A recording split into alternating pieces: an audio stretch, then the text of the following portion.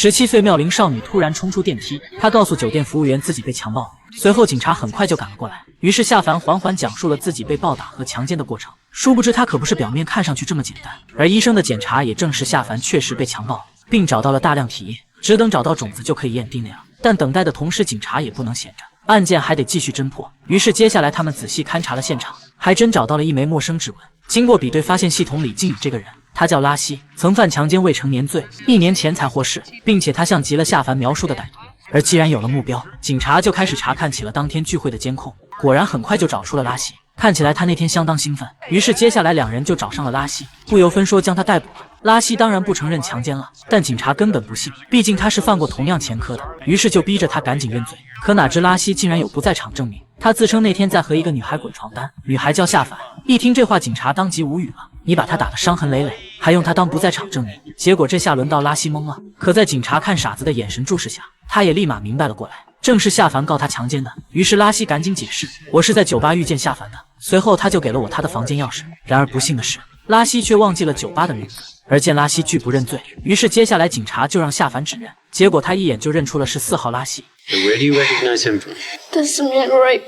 这下拉希算是实锤了，可谁知这时意想不到的事突然发生了，一个女人找来了派出所，她竟作证拉希不是强奸犯，因为她就是当年拉希所谓侵犯的那个女孩。女孩表示2人本是相爱的，只是当时自己未成年，所以拉希才会被判刑，而受害人主动为凶手证明清白，这可是不多见的，整的警察不由得动摇了。于是再次查看起了监控录像，想找出有什么遗漏的地方，不料还真有新的发现。现场的那个服务员有问题，他几乎一直在盯着电梯，好像在等什么。果然一会儿拉希就走了出来，2人明显发生了对视，所以服务员就很可疑了。然而当2人赶到饭店再找服务员时，却被告知他被革职了，而理由也很充分。事实上自那次之后他就再没来上班，但警察岂会相信有这么巧合的事？可酒店负责人却很坦然，还主动把服务员的档案交了出来。于是2人根据档案记载，来到了服务员上一个雇主的酒店。可令人万万没想到的是，当警察问及他离职的原因时，经理竟称他从未离开过，并且旁边的女人就是警察口中提到的那个人。至此2人才终于明白，原来那个服务员是冒名顶替的，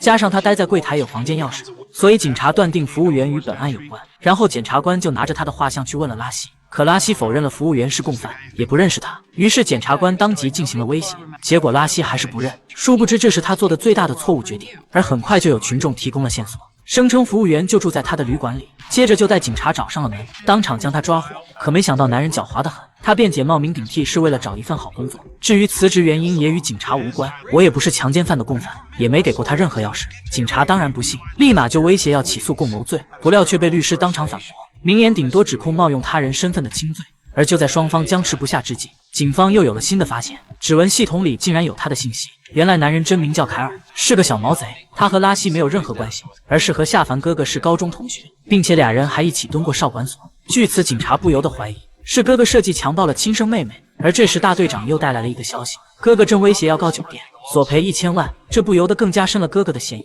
而为了摸清哥哥的底细，警察接着来见了夏凡的嫂子。可据她介绍，丈夫少小就离家，也是前几天父母去世后才回来和夏凡团聚的。但警察还疑惑你们为啥还住在这里，不料嫂子称已经换过房间了。而一听这话，2人立即有了想法，紧接着他们就来到了哥嫂原先的房间，试图找出拉希的指纹，以取得拉希和哥哥有关联的证据。不过很快他们又有了重大发现，哥嫂的房间竟然是和夏凡的相同的，并且门框上也有血迹，所以极有可能是哥嫂先将拉希带进房间，然后拉希再从这里进入夏凡房间，根本不用钥匙。于是为了弄清双方的关系，警察又来监狱提审了拉希。没想到这次他竟承认都认识了，还急不可耐地表示想让我说什么就说什么，只要把我从这弄出去。可警察也看出了他的言不由衷，结果拉希这才坦白，在这里因为背负强暴和殴打未成年的罪名，每天都被狱友们欺负，简直生不如死，晚上都不敢睡觉。而见他并不是真心坦白，警察只好让他自求多福了。殊不知这下拉希可惨了，由于从他们这边都弄不到线索，警察只好又来找上了夏凡。哪知还没进入正题，